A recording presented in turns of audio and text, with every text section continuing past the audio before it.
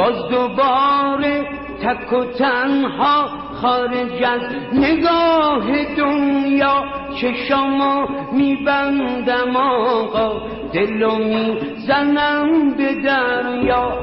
از همینجا پر میگیرم رو به شهر اول و آخر دنیا چشامو میبندم آقا دلو میزنم به دریا